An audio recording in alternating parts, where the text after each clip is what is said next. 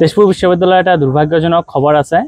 আমাৰ এজন ছাত্ৰ তেওঁ কম্পিউটাৰ সায়েন্স এণ্ড ইঞ্জিনিয়াৰিং ডিপাৰ্টমেণ্টৰ সেকেন্ড সেমিষ্টাৰৰ আছিলে। তেখেত কনচেন দত্ত, ডিব্ৰুগড় ডিষ্ট্ৰিক্টৰ। তেখেত এক গ্ৰুপ অফ বয়জৰ সৈতে গা ধুবৰ কাৰণে জীয়াভৰলীত গৈছিলে। তো তাৰপিছত আমাৰ এটা ড্ৰাউনিং কেছ হয়।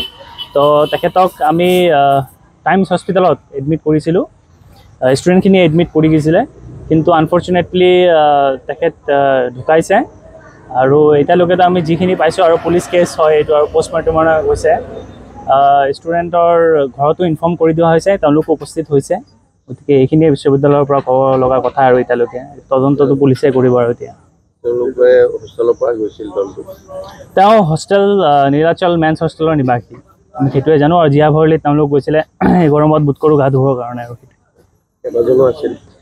এই গ্ৰুপ অফ বয়জ এতিয়ালৈকে আমি কিমান গৈছে আৰু গম পোৱা নাই। সেইটো আৰু এতিয়া আপোনাৰ ইনভেষ্টিগেশ্যনৰ ওপৰতে কৰে।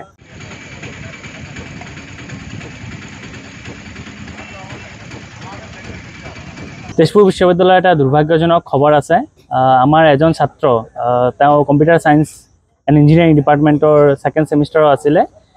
তেখেত কনচেন দত্ত, ডিব্ৰুগড় ডিষ্ট্ৰিক্টৰ।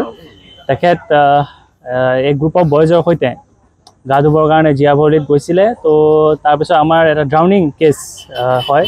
তো তেখেতক আমি টাইমছ হস্পিটেলত এডমিট কৰিছিলোঁ।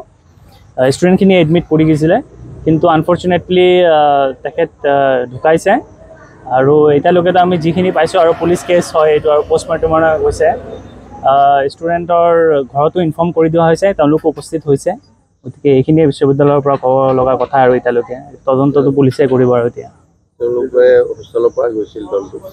তেওঁ হোষ্টেল নীলাচল মেন্স হোষ্টেলৰ নিবাসী, আমি সেইটোৱে জানো। আৰু জীয়াভৰলীত তেওঁলোক গৈছিলে এই গৰমত বোধ কৰোঁ গা ধুবৰ কাৰণে। আৰু